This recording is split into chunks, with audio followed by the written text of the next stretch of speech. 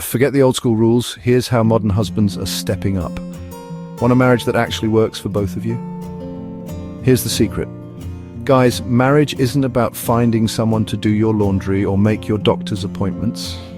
You're a grown man. You take care of yourself. That's the bare minimum.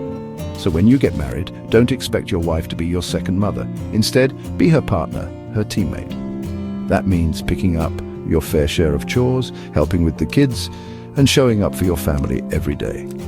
When your wife works, remember, she's not obligated to manage the whole household or handle the finances just because she brings home a paycheck.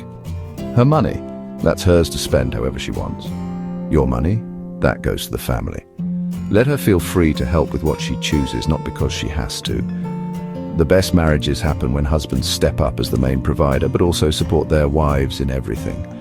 Whether that's cheering her on at work, taking over bath time, or just being present. She's a partner, not a caretaker. So, to all the young couples out there, build your family on teamwork, respect, and real responsibility. Treat your wife as a true equal, not as a replacement for your mom. That's how you build a marriage where everyone wins. Ready to step up?